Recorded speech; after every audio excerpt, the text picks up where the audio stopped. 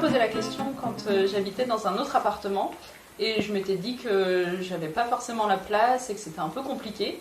Du coup, je l'ai gardé dans un coin de ma tête, mais je l'ai un peu oublié jusqu'à ce que j'arrive dans cette coloc où c'était déjà le cas. Bah moi, du coup, c'est le vide, c'est en fait l'absence complète de prise en charge de ces jeunes-là, de se dire qu'il n'y a aucune structure qui est prévue pour eux. Et du coup, la deuxième étape, c'était de se demander, moi, qu'est-ce que je peux faire à mon échelle. Et du coup, la partage s'est un peu imposée de manière naturelle, en se disant, ça, je peux le faire, et ça a l'air utile, et du coup, je me lance là-dedans. Et la première fois qu'on a hébergé à la coloc, je rentrais assez tard, vers 22h, et je savais qu'il y avait une fête. Et comme c'est la première fois que les jeunes venaient, je me demandais un peu comment ils allaient appréhender la situation, s'ils allaient rester dans leur chambre ou un truc du genre. Et quand je suis arrivé dans le salon, donc on a un grand salon où on peut bien faire la fête, et ils étaient en train de chanter, en train de danser au milieu de tout le monde. Et j'étais bien content de voir ça, que ça se passait bien dès la première soirée.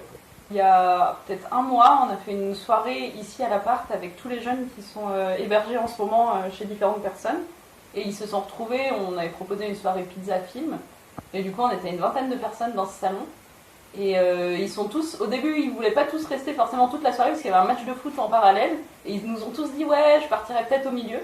Et finalement, tout le monde est resté tout le film, on a regardé Intouchable et c'était chouette qu'on ait gagné face au foot. Ouais, moi, ce qui m'a le plus surpris, c'est des fois où on se rappelle de l'âge qu'ils ont et en fait, nous, notre vie, quand on avait 16 ans, et la leur, aujourd'hui, ils ont 16 ans, ils sont partis de chez eux peut-être il y a 2 ans, c'est totalement différent et je pense que des fois, on oublie qu'en fait, ils sont vraiment des ados, quoi.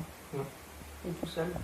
Bon, moi, ce que j'ai trouvé surprenant, c'est finalement leur parcours.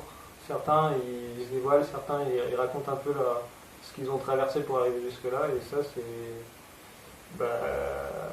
assez surprenant, assez vraiment touchant et assez triste souvent. Beaucoup de recul sur ma situation, un point de vue vraiment différent un point de vue de vie en fait. Je sais pas comment expliquer ça, mais ce qu'on découvre, c'est vraiment des modes de vie qui sont complètement différents des nôtres et ça, je trouve ça hyper enrichissant. Tout simplement, une autre vision, on a les gros chiffres de l'émigration, c'est quoi, il y a combien de personnes qui arrivent en France et tout. Et là, on a grande histoire et petite histoire, juste un parcours de vie là-dedans.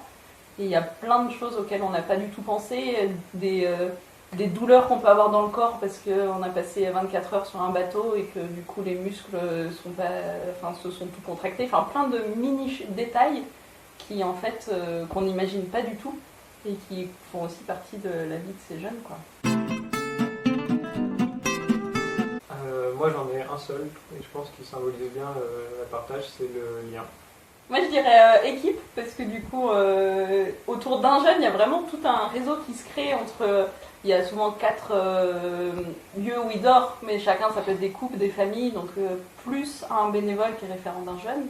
Donc on est un peu une dizaine autour d'un jeune à se donner des conseils sur qu'est-ce qu'il aime bien manger, c'est quoi son rythme pour pas refaire les mêmes erreurs dans chaque lieu. Tu fais quoi ce soir? Moi j'ai pas de toujours pas. Comme Pas de touchline.